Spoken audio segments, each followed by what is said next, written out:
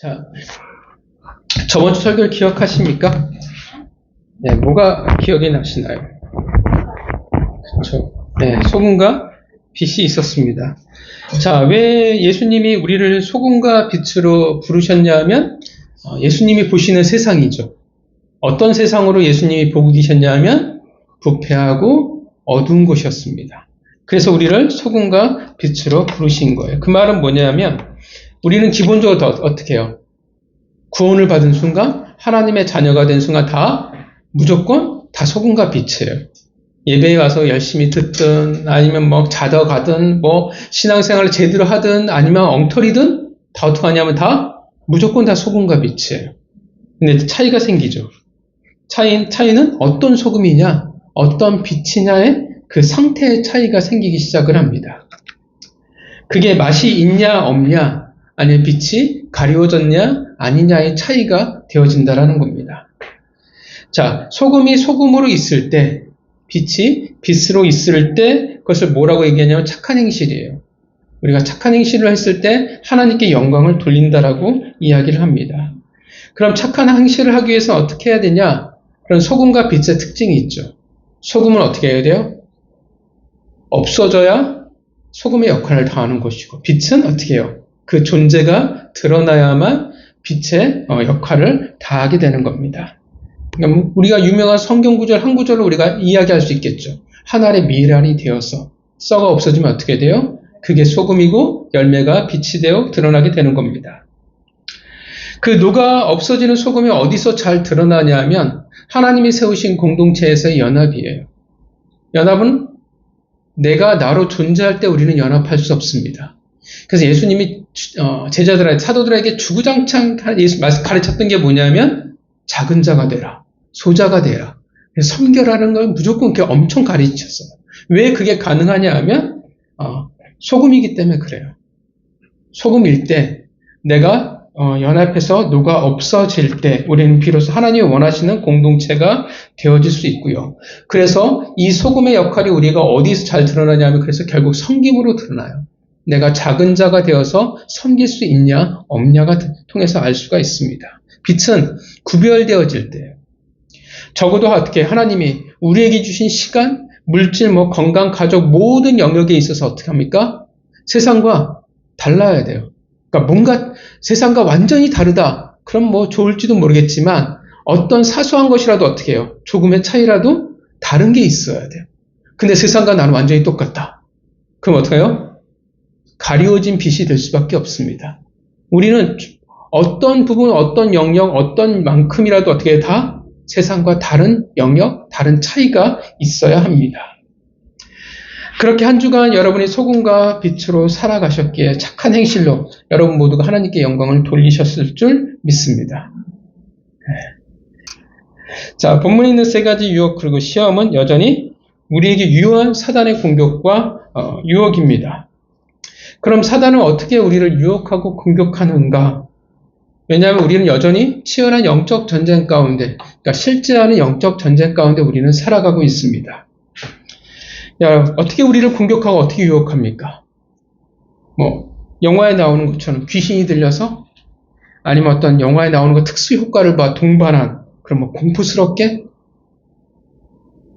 보통 우리의 사단의 유혹과 공격은 잘 그러지는 않습니다. 차라리 영화처럼 됐으면 좋겠어요. 빙의를 해서거나 괴물로 등장해서 차라리 그렇게 공격하면 너무 좋을 것 같아요. 왜냐하면 그게 훨씬 더 편하거든요. 귀신 쫓는 과정이 쉽다라고 말하는 건 아닙니다. 귀신 쫓는 건 되게 어려워요. 내가 신앙이 좋아서 오래 신앙생활에서 귀신을 쫓는다? 안 그래요. 보통 그러지 않습니다. 이것도 훈련이 필요해요. 그래서 또 특별한 달란트들이 필요합니다. 목사라고 해서 귀신을 잘 쫓는다? 그런 건 없어요. 목사라고 귀신 못 쫓는 거 훨씬 더 많이 봤어요. 그거 상관이 없어요. 근데 보통 귀신이 실제로 들려서 그렇게 공격하고 그렇게 어려움을 겪게 하는 과정도 있겠지만 보통은 잘 안 그럽니다. 오히려 귀신이 현상으로 드러나면 되게 쉬워요. 오히려 우리 믿음 생활은 더 쉬워 보일 수 있습니다. 왜냐하면 어떻게 해요? 진짜 집에 가면 내가 신앙이 떨어지면 사단이 막 공격하고 귀신이 튀어나오면 우리는 교회 열심히 다니게 되거든요.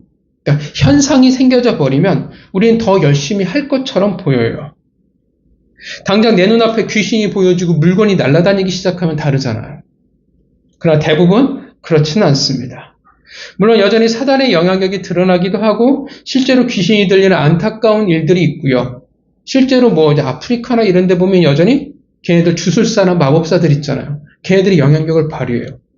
옛날에 제가 90년도인데 수업을 들을 때 아프리카에서는 병원에서 고치는 환자가 50이라고 하면 걔네들이 마법사나 주술사가 고치는 환자 수가 50이라고 얘기하더라고요. 똑같대요. 저주도 똑같이 일어나고 우리가 영화에서 보는 것처럼 충분히 그럴 수 있다라고 봅니다. 자, 그러나 이제 실질적으로 우리 가운데서 그런 현상과 그런 일들은 그것을 통해서 우리를 잘 공격하지는 않는다라는 겁니다. 그것을 잘 보여주는 게 예수님의 시험이에요.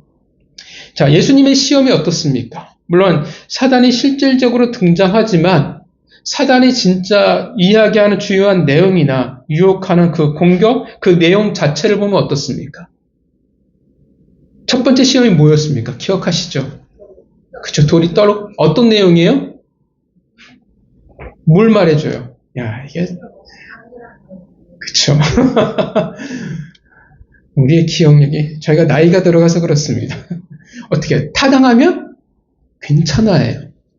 네가 생각하기에 상황이 어쩔 수 없잖아, 타당하잖아, 그러면 네 마음대로 하라는 게 첫 번째 사단의 유혹이었습니다. 두 번째는 점프는 뭐냐 하면 단지 능력이 아니라 뭐냐 하면 하나님의 사랑을 한번 확인해봐. 네가 생각했던 거하고 들었던 거하고 다를 수 있잖아. 네가 경험한 게 좀 약간 이상하지 않아? 한번 확인해봐 라고 이야기하는 거고요. 세 번째 시험입니다.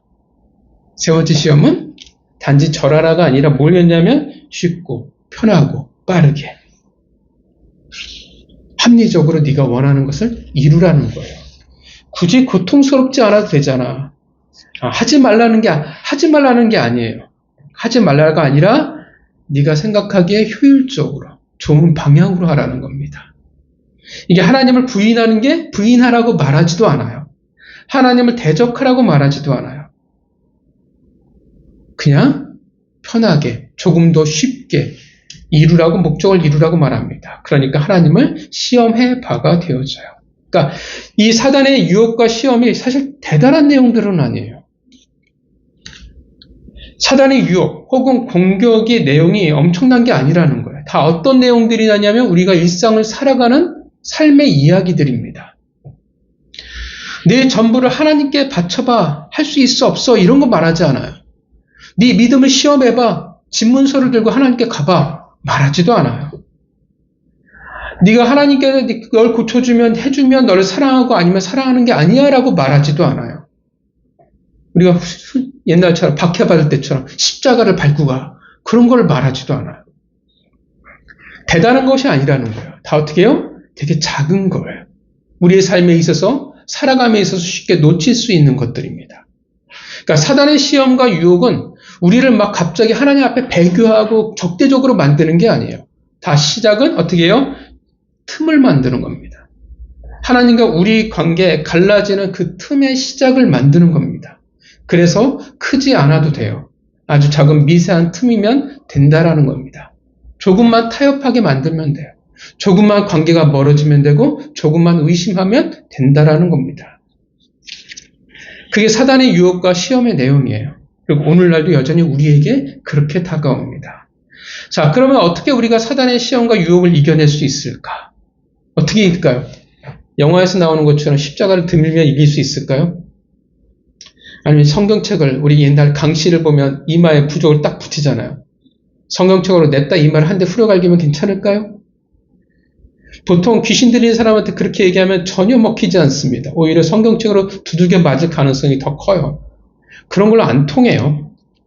보혈의 찬송을 부르면 귀신이 나갈까? 아니요, 그렇지도 않아요. 효과가 있을 수도 없을 수도 있겠지만 늘 그렇지만 차라리 영화나 만화에서 나오는 것처럼 귀신이 차라리 그렇게 나오고 그렇게 쫓아낼 수 있으면 너무 좋겠어요.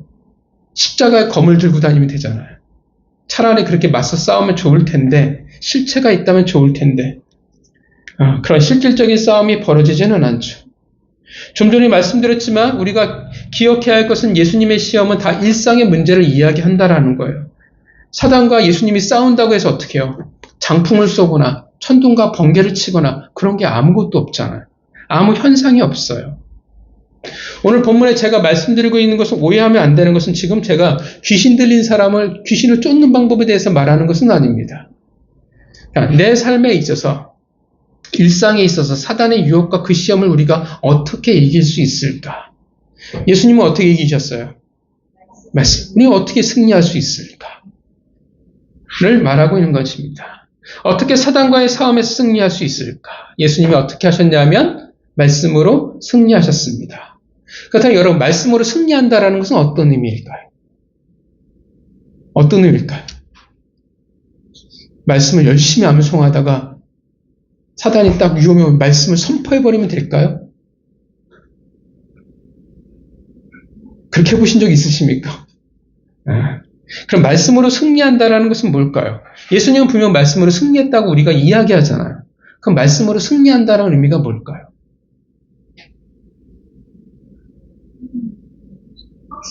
확신. 네. 그걸 다르게 말하면 믿음이 되겠죠. 자, 말씀은 부족도 아니고 주문도 아니에요. 귀신이 뭐 찾아온다고 해서 말씀을 열심히 외운다고 해서 귀신이 물러나간다 이런 거는 없어요. 네, 그러라고 주신 것도 아니에요. 단순하게 그렇게 말씀을 어떻게 해요? 내가 외운 것을 암송한 것을 외친다고 해서 사단아 물러가라 해서 외친다고 해서 어떻게 해요? 그게 되어지진 않는다라는 겁니다. 그런데 왜 예수님은 가능했습니까? 왜 신명기 말씀이 능력이 있었을까요? 성자 하나님이라서? 아니에요. 그러면 우리에게 이 본문은 예수님은 원래 하나님이니까 능력이 있지 않습니까? 라고 얘기해버리면 오늘 본문은 아무 의미가 없어요. 왜냐하면 어차피 우리는 할 수 없는 거거든요. 할 수 없는 것을 우리가 적어봤자 우리가 무슨 의미가 있겠어요? 그러면 이 본문의 마태복음 4장은 가치가 없어요. 예수님이 육신을 입으셨다라는 의미가 말이 안 된다라는 것입니다. 그렇다면 어떻게 예수님은 가능하셨을까? 그것은 단순히 성경 구절을 말한 것이 아니라 그 구절이 뭐냐면 예수님의 삶이에요. 그리고 각오였고 고백이었습니다. 그 말은 뭐냐면 그 신명기 말씀은 다 예수님이 믿는 말씀이었다라는 겁니다. 말씀이 믿는다는 것의 의미는 그 구절 아래 어떻게 해요? 내 생각과 내 뜻이 있는 것이 아니라 온전히 하나님의 뜻과 하나님의 생각만이 있다라는 거예요. 그러니까 예수님은 신명기 말씀을 통해서 뭘 하고 있냐면 내 생각을 말하는 것이 아니라 하나님의 생각을 말하고 있다라는 겁니다. 말씀이 부족이 된 게 아니에요. 신명기 말씀에 갑자기 능력이 생겼다라는 게 아닙니다. 이 구절이 이 말씀이 하나님의 뜻이냐 내 뜻이냐의 차이가 생긴다라는 거예요. 쉽게 말하면 내가 무엇을 믿고 있냐라는 겁니다. 그냥 내가 믿습니다가 아니에요. 우리는 수없이 믿습니다라고 말하지만 딱 입술까지만 믿잖아요. 더 이상은 그 믿음이 내 안으로 가지는 않아요. 믿는다라는 것은 결국 무엇으로 드러나냐면 내 삶의 방식이 달라지는 것으로 드러나게 돼 있어요. 그러니까 내 뜻과 내 생각이 아니잖아요. 내가 이 구절을 받아들였을 때 내 뜻과 내 생각이 아니라면 하나님의 생각과 하나님의 뜻으로 살아간다라는 겁니다. 나는 내 생각이 아니라 오직 하나님의 뜻과 하나님의 생각을 믿으며 살겠다라는 뜻이 되어지고 고백하는 겁니다. 그래서 말씀이 힘이 있는 거예요. 그래서 말씀으로 승리할 수 있다라는 말이 되어집니다. 왜냐하면 말씀에 하나님이 계시기 때문에 그렇습니다. 왜 우리가 말씀을 알고 있음에도 불구하고 넘어질 수밖에 없냐 하면 그 말씀에 하나님의 생각과 뜻이 없어요. 입으로는 아멘 했지만 사실은 내 생각이 담겨져 있는 거예요. 나하고 아무 의미가 없는 거예요. 내 삶의 방식, 내 꿈, 내 생각, 내 것이 너무나 많이 담겨져 있어요. 그래서 성경을 어떻게 해요? 우리는 내가 편한 대로 재해석을 해버려요. 내 생각과 내 것이 너무나 많이 담겨져서 멋대로 편집이 되어져 버려요. 우리가 되게 좋아하는 성경 구절들이 있잖아요. 축복에 대한 구절들. 그런데 항상 축복의 구절들은 늘 앞에 뭐가 붙냐면 조건이 붙어요. 너희가 이렇게 하면 이렇게 복을 줄 거야 라고 있어요. 항상 그래요. 그런데 우리는 그건 없어요. 앞에 조건은 상관없고 뭐냐면 복만 가지고 이야기를 해요. 그걸 복을 가지고 우리가 하잖아. 기도할 때 말씀을 가지고 근거로 하면 하나님께서 들어주신다. 그래서 어떻게 하냐면 우리는 잘못된 방법으로 구절을 가지고 하나님께 부르짖습니다. 그 결과는 어떻게 될까요? 아무 의미 없어요. 옛날 제가 90년대 초에 한참 유행했던 책이 뭐였냐면 어떤 남미에 계신 한 목사님이었는데 당신의 기도는 하늘에서 쓰레기 취급을 받는단가? 아마 그런 책이 아마 여러분들이 읽어보신 적이 있으실 거예요. 똑같아요. 아무 가치 없는 기도를 할 뿐이에요. 그게 성경에서 말하는 중언부언이에요. 아무 의미 없는 기도예요. 나는 금식하고 새벽 기도를 하고 나는 금요일 기도를 했지만 사실 아무 말씀이 하나님과 상관이 없는 말씀을 이야기한 거거든요. 또 우리는 하나님을 이해할 때 어떻게 해요? 하나님은 분명 사랑과 공의의 하나님이라고 이해하는데 우리는 뭐만 받아들이냐면 사랑의 하나님만 받아들여요. 그래서 하나님은 나에게 이러실 리 없어 라고 우리는 치부해버린다라는 겁니다. 내가 기억하는 대로, 내가 원하는 대로, 내가 뜻하는 대로, 내 바램대로 말씀을, 하나님을 받아들인다라는 겁니다. 그것은 사실 믿음을 가정하고 있지만 사실은 어떤 의미냐면 나는 하나님을, 이 말씀을, 이 구절을, 이 신명기 말씀을 나는 믿지 않습니다라고 하는 것과 똑같습니다. 왜냐하면 내 삶의 방식으로 받아들이지는 않았으니까. 당연히 타당함을 부르짖을 수밖에 없고 사단이 이야기하는 대로 하나님의 사랑을 의심할 수밖에 없어요. 왜냐하면 안 들어주는 것 같으니까. 그리고 결국 하나님의 이름으로 결국 하나님을 시험하게 됩니다. 나를 사랑하십니까? 진짜 계시나요? 그래서 우리의 신앙이, 우리의 삶이 사단이 원하는 방향으로 갈 수밖에 없어요. 당장 배교한다 의미가 아니라 하나님과의 관계가 어떻게 해요? 서서히 끼어져 나가고 하나님의 백성으로서 빛과 소금의 역할을 잃어버리게 되어진다라는 겁니다. 하나님의 뜻이 아니라 내가 원하는 삶의 방식을 결정해버려요. 그러니까 말씀을 모르는 건 아니에요. 여러분 설교 들어보시면 어때요? 대부분 다 한 번씩은 들어본 설교 아니면은 다 구절들은 여러분 이 본문에서 설교를 들어본 적 있어 다 이야기하잖아요. 말씀을 아는데 그래서 하나님의 백성들이 유혹에 넘어가요. 그래서 시험에 넘어가고 그래서 타협해버린다라는 겁니다. 그러니까 과연 하나님의 뜻과 생각을 말할 수 있으면 순종할 수 있겠냐라는 겁니다. 늘 세상이라는 혹은 사단이라는 그 가치 속에 머물 수밖에 없습니다. 그 말은 어떻게 해요? 신앙의 그 다음 단계로 못 나간다라는 거예요. 그 다음 단계를 경험할 수 없다라는 겁니다. 이게 신앙도 보면 고비가 있어요. 경험해 보니까 또 보니까 내가 신앙이 잘하다가 이 고비를 넘어가야 그 다음으로 넘어가더라고요. 근데 이게 해결이 안 되는 사람은 늘 요 정도의 사이클 안에서 놀아요. 물론 여기서 은혜가 없다, 감동이 없다라는 건 아니에요. 넘어지고 나서 또 은혜가 있어요. 또 자라나다가 요거 못 나가면 또 넘어지고 요 사이클만 늘 반복하며 살아가요. 하나님의 더 높은 세계를 경험을 못 해봐요. 그래서 자꾸 어떻게 되냐면 첫 번째 아담처럼 되어집니다. 넘어가고 출애굽 1세대처럼 쓸데없는 길과 시간을 낭비해버리고 돌고 돌아버린다라는 겁니다. 말씀으로 승리한다라는 게 뭔지를 경험을 못 해봐요. 내가 그 말씀을 이야기하는 것은 하나님의 뜻과 생각으로 믿고 살겠다라는 겁니다. 아무리 작고 타당한 것으로 사단이 유혹하고 그렇게 속삭여도 나는 내 생각이 아니라 말씀 속에 두신 하나님의 생각과 뜻대로 살아가겠다라는 각오가 있는 겁니다. 물론 각오라고 제가 표현하고 있는 것은 우리는 늘 그렇게 마음을 먹어도 잘 되지는 않습니다. 그게 우리의 한계이기도 합니다. 각오를 해도 어떻게 해요? 우리는 금방 넘어져요. 근데 중요한 건 늘 말씀드리지만 그래도 하려고 하는 게 늘 중요해요. 발걸음 한 걸음이 우리에게 늘 중요하다는 겁니다. 진짜 말씀을 알아간다는 것은 내 머릿속에 있는 내 생각들, 기준들, 뜻을 아버지의 것으로 바꿔나가는 것을 말합니다. 여러분, 성경의 개념과 우리가 알고 있는 이 세상의 개념들이 달라요. 사랑이라는 개념도 우리가 이 세상에서 말하는 개념과 성경의 개념이 차이가 있어요. 이웃도 어떻게 해요? 우리가 가진 개념과 성경의 개념이 다 달라요. 똑같은 말을 사용하지만 하나님의 것과 세상의 것이 우리가 알고 있는 것이 다르다라는 것입니다. 또한 하나님의 나라의 법과 이 세상의 법이 다릅니다. 우리는 그렇게 하나님의 것으로 바꿔나갈 때 사단의 유혹과 시험을 이겨낼 수 있는 것입니다. 우리의 것으로 반응하는 자는 결국 넘어질 수밖에 없고 하나님의 것으로 반응을 해야만 우리는 승리할 수 있다는 것입니다. 여러분, 그러기 위해서 우리가 제일 먼저 해야 될 것이 무엇이 있을까요? 가장 먼저 뭘 해야 되겠어요? 말씀을 알아야죠. 말씀을 알아야 뭘 해먹든지 말든지 하잖아요. 그래서 그 얘기 하잖아요. 하나님의 기도 응답을 하고 싶은데 하나님의 기도 응답은 말씀으로 응답하실 때가 제일 많아요. 뚜껑을 열어봤는데 말씀이 하나도 없어요.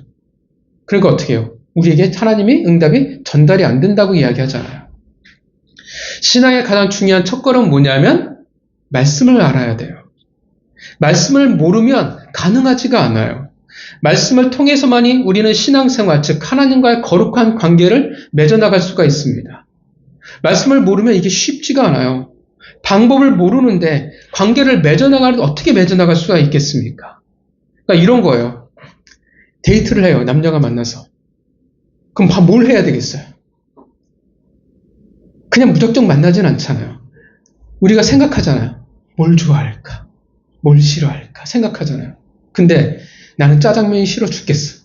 근데 이 사람은 주구장창 만나서 짜장면만 먹어. 난 이런 게 너무 행동이 싫어. 근데 주구장창 이런 행동만 해. 그럼 어떡하겠어요? 만나는데 관계는 있다고 얘기하지만 이게 좋은 관계가 되겠어요? 안 돼요. 이건 나중에 깨질 가능성이 너무나 크겠죠. 하나님과의 관계도 똑같아요. 성경이 뭘 말해요? 하나님이 뭘 싫어하냐? 그러니까 하나님은 이 말씀을 통해서 자기를 소개하시는 거예요. 너의 아버지는 어떤 하나님인지를 이야기를 해주는 거예요. 내가 뭘 싫어하는지, 내가 뭘 좋아하는지, 수많은 어떤 사건, 사고를 통해서 하나님이 믿음의 선배들을 통해서 나는 이러했다라고 이야기를 해주는 거예요. 그것을 통해서 우리는 아는 거예요. 하나님이 내가 이걸 하면 하나님이 기뻐하시지 않겠구나. 이걸 하면 이게 신앙이 아니고 하나님이 아니구나 라는 것을 아는 거예요. 모르면 어떡하겠어요? 신앙이 하나님의 기준이 아니라 내가 원하는 대로 되어져 버려요. 그래서 말씀을 모르면 기도도 엉터리가 되어져요. 말만 기도해요. 근데 사실 내용들을 보면, 하는 걸 보면 이거는 성경에서 가르치는 것과 전혀 상관이 없어요. 대부분의 신앙생활들이 그렇습니다. 말씀이 가르치는 대로 해야 되는데 말씀을 모르니까 자꾸 어떻게 하냐면 내가 기존에 가지고 있었던 상식이었던 종교라는 내용의 껍질만 기독교예요. 그래서 겉모습은 기독교고 겉모습은 신앙생활인 것 같고 겉모습은 다 기도고 다 그런데 뚜껑을 열어보면 다른 거예요. 금식 기도도 그래서 잘못된 게 너무나 많아요. 금식 기도를 어떻게 해요? 하나님을 협박하는 용도로 쓸 때가 너무나 많아요. 금식 기도는 그런 게 아닌데. 껍질만 기독교지 속은 전혀 다른 것이 되어진다는 겁니다. 기독교 자체가 특징이 뭐냐면 계시의 종교입니다. 그러니까 여기서 계시는 어떤 신비, 예언을 말하는 것은 아닙니다. 그러니까 계시는 이걸 얘기해요. 물론 계시라고 할 때 특별 계시와 일반 계시가 나눠지긴 하지만 계시라고 할 때 보통 우리는 하나님의 말씀을 이야기를 합니다. 우리는 말씀 속에서만 하나님을 알아갈 수 있게 되어 있어요. 하나님을 당신을 계시한 거니까. 자기 소개한 것만은 우리는 복을 하나님을 이해할 수가 있다는 것입니다. 말씀을 통해서 우리는 하나님을 배워나갑니다. 말씀을 통해서 그래서 분별을 할 수 있게 되어지는 겁니다. 말씀을 잘 모르니까 이단들이 판을 치잖아요. 열심이 없어서 우리가 이단이 판을 치는 게 아니에요. 말씀을 몰라서 이단이 판을 치는 겁니다. 아는 것이 먼저여야 돼요. 우리는 뭐가 먼저냐면 열심이 먼저예요. 근데 여러분, 열심보다 먼저가 되어야 될 것은 아는 거예요. 아는 게 힘입니다. 그래서 말씀은 진짜 공부해야 됩니다.